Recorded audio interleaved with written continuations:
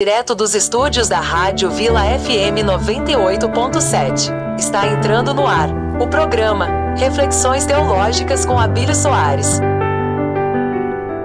Retomando aqui no primeiro momento, para que nós possamos compreender essa importância da teografia, eu dizia que ela significa, na verdade, a junção de duas palavras, theos, do grego, que significa Deus, e grafia, do grego também, graphen, que significa escrita.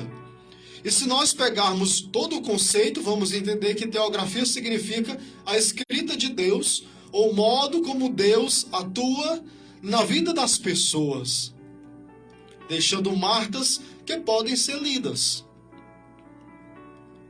Aí nós vamos compreender hoje, de modo muito particular, a diferença do que é uma biografia, do que é uma autobiografia e a teografia. É importante compreendermos esses três conceitos para entendermos essa dimensão da nossa fé. Compreendemos também que teografia é fazer memória dos marcos e dos sinais ou altares que construímos pelas pessoas como memória da experiência do encontro com Deus. Eu pergunto a você, tem alguma coisa que te marcou profundamente, que você percebeu Deus ali agiu? E vamos entender a diferença de história para exatamente memória. Há uma diferença e vamos compreender tudo isso hoje. Eu queria então trazer, à luz da palavra de Deus, aquele episódio bonito que Jacó esteve, presenciou, e que na verdade foi uma linda teografia na vida de Jacó. Pega aí a tua Bíblia, se você tiver em mãos, que acompanha conosco, em Gênesis capítulo 28, versículo 10, seguintes. Diz o autor: Jacó deixou Betsabeia e partiu para Harã. Coincidiu de ele chegar a certo lugar e nele passar a noite, pois o sol havia se posto. Tomou uma das pedras do lugar, colocou-a na cabeça, sob a cabeça, e dormiu nesse lugar. Teve um sonho.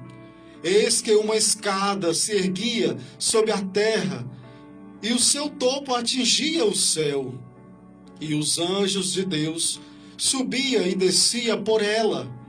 Eis que Yahvé estava de pé diante dele e lhe disse: Eu sou Yahvé, o Deus de Abraão, teu pai, e o Deus de Isaque.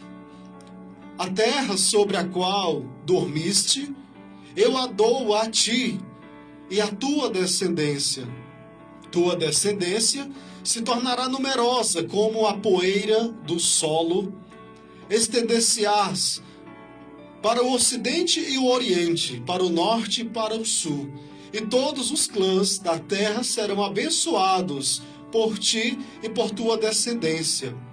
E continua o autor: E eu estou contigo, e te guardarei em todo lugar aonde fores, e te conduzirei a esta terra, porque não te abandonarei enquanto não tiver realizado o que te prometi. Jacó acordou de seu sonho e disse: Na verdade, Yahvé está nesse lugar e eu não o sabia. Teve medo e disse: Esse lugar é terrível. Não é nada menos que uma casa de Deus e a porta do céu.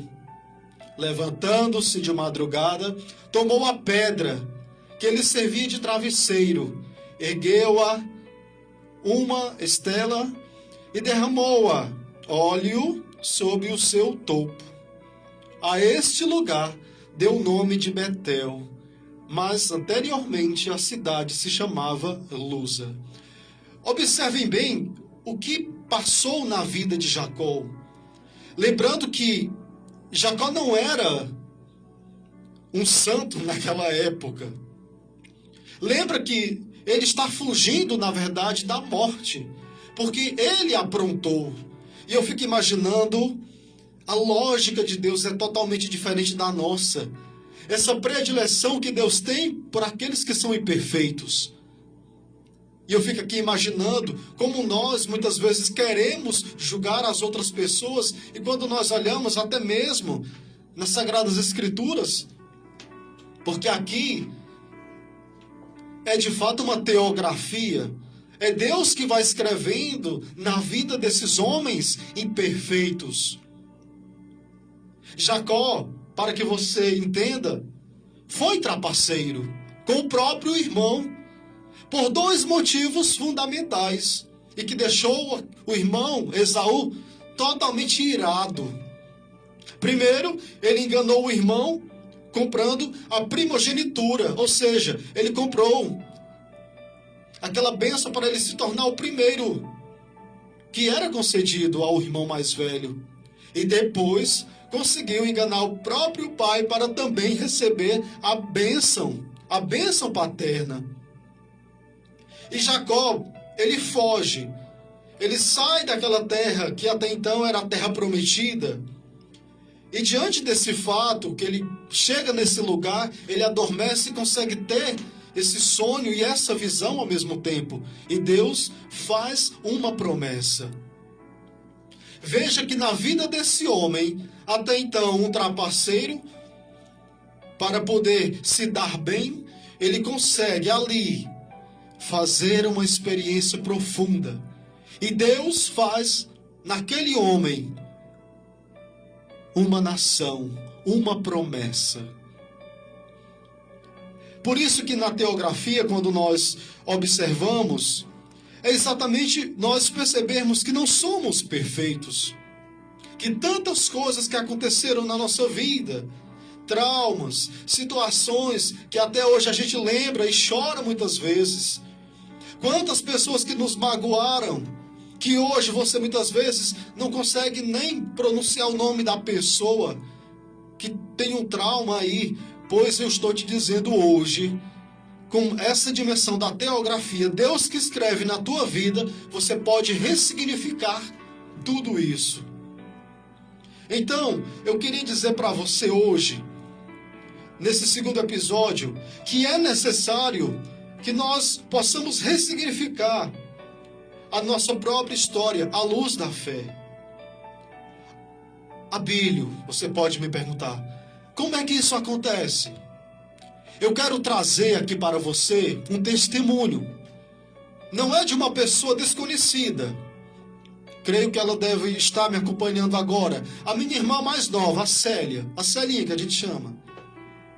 E ela passou por uma situação tão difícil que quando eu fiquei sabendo,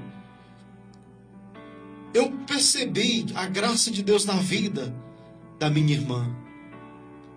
Por isso que ela escreveu para mim. Eu peço, inclusive, a licença a você para mim poder compartilhar. Já pedi a autorização dela. Mas vejam como Deus, de forma muito perfeita, diante de uma situação difícil na vida dela, pôde escrever. E ela ressignificou o ser mãe, o ser esposa, o ser filha, as responsabilidades que ela tinha. Então ela diz o seguinte: eu reclamava muito da vida. Eu reclamava e brigava muito com a minha filha. Eu me cobrava demais. Eu cuidava da casa, trabalhava, deixava tudo organizado. Era perfeccionista.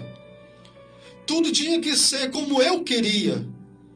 Mas quando eu me vi em uma situação de quase morte, e olha só o que aconteceu com ela. Ela teve pré-eclâmpsia, 2 hemorragias, convulsões e o pré-infarto.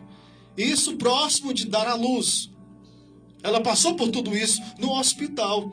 E lembra que foi naquele período em que não se podia ter visitas. Ela ficou praticamente só, e os médicos e Deus ali, sem acompanhamento de ninguém, mas a graça de Deus agindo na vida dela. Aí quando tudo isso aconteceu com ela disse o seguinte: eu precisei desacelerar e colocar na balança o que era mais importante. Continuar vivendo ou voltar para a minha família do jeito que eu queria, ou do meu jeito. Aí ela continua dizendo: a vida também é feita de escolhas e eu escolhi viver com mais calma, tranquilidade e deixar um pouco de lado as reclamações. Ouvir mais as pessoas e acolher mais. E aí, por fim, no testemunho dela, ela continua dizendo: nada disso seria possível sem as orações que eu recebi de todos os meus irmãos, de todos os familiares, de todos os amigos. E Deus agiu na minha vida. Então vejam só, minha gente, eu não estou inventando isso. Isso existiu. Você já passou por uma situação de quase morte? E Deus te deu uma segunda chance? Pois saiba que nesse momento que você estava passando, Deus estava reescrevendo, ressignificando a tua vida. Por isso que é importante nós entendermos, e eu queria trazer para você, a diferença do que é biografia, autobiografia e ateografia, para que você possa entender tudo isso. Quando eu falo biografia, é como que alguém vai escrever sobre a vida de outro. Por exemplo, aqui no estúdio está o meu querido amigo e supervisor Isídio. Então eu quero um dia escrever, por exemplo, a vida do Isídio. Então eu peço a autorização dele, escuto a história dele e posso escrever. Então isso seria uma biografia, que alguém escreve de uma outra pessoa. A autobiografia é quando eu paro e começo a escrever sobre a minha vida. Eu não preciso de uma outra pessoa para poder escrever. Eu mesmo vou relatando na primeira pessoa todos os acontecimentos, desde que eu nasci, pelos relatos que me falam, até hoje. Porém, meus queridos, quando eu falo de teografia, é essa escrita de Deus. É Deus que atua na minha vida. E Deus que vai me deixando marcas que vão poder ser lidas por outras pessoas. É tanto que eu falava com o Isídio no encontro passado, se tinha alguma situação que ele percebeu que Deus agiu na vida dele.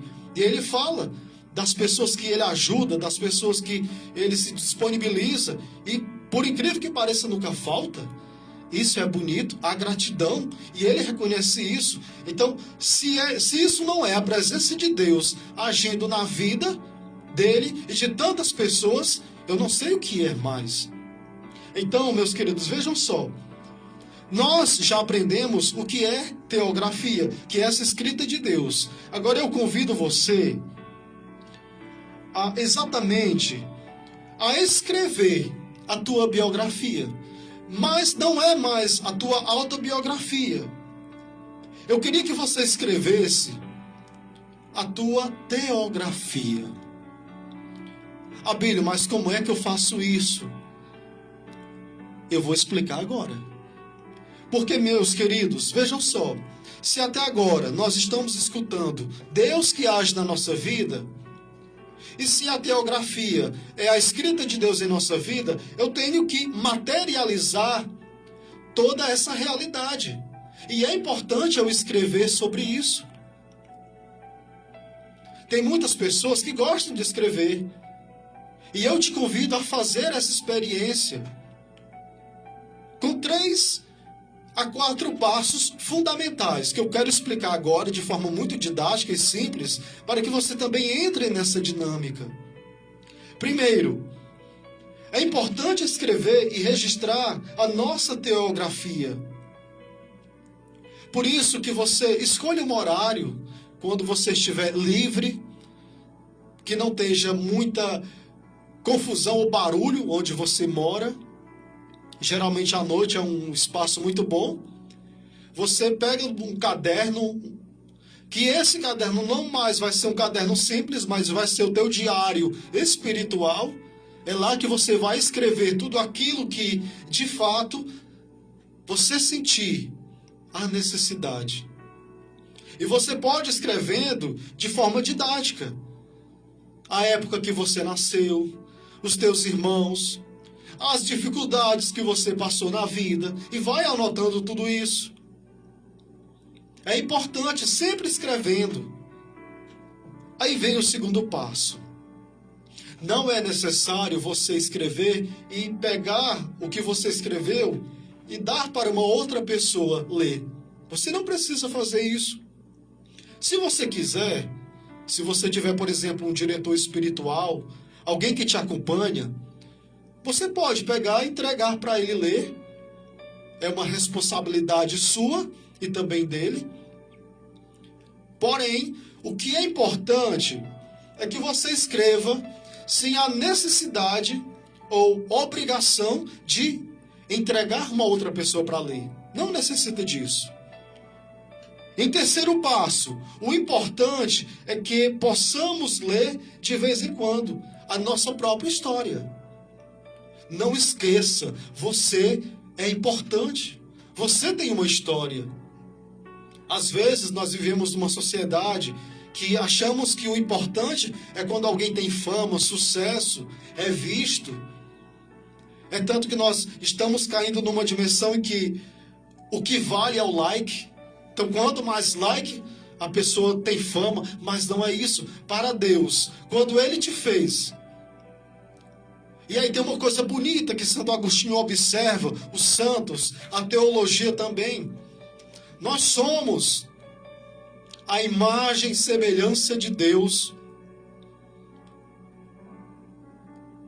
Por isso que é importante nós observarmos o quarto passo. Você vai ter que ver como você reage quando você vai lendo o que você escreveu. E é importante uma coisa, não sei se isso já aconteceu com vocês.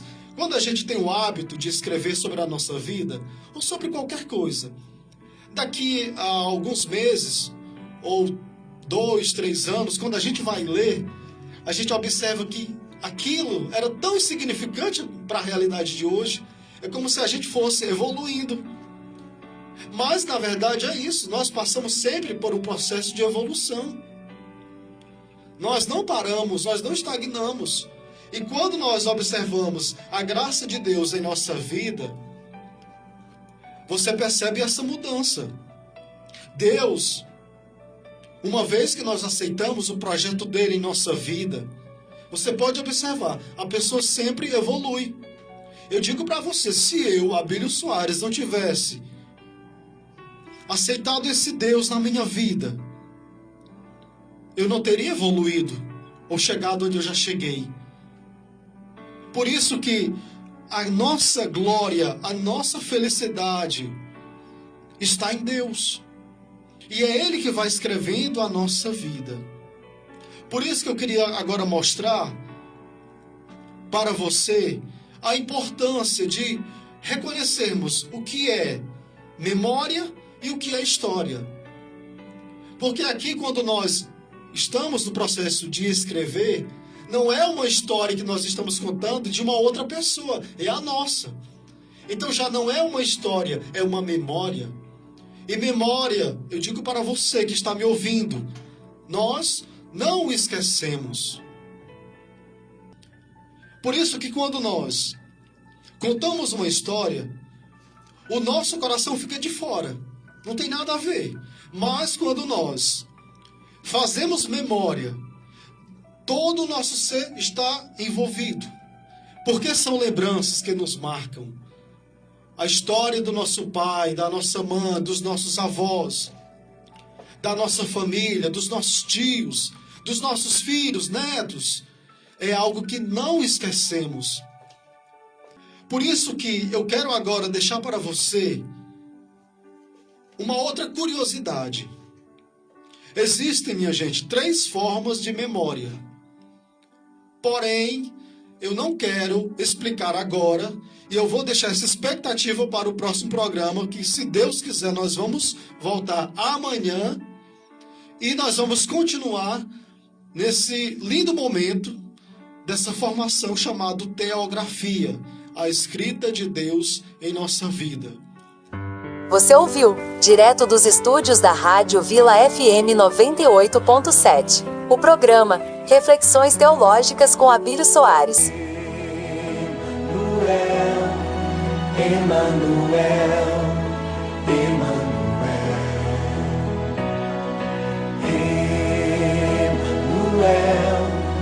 Emmanuel.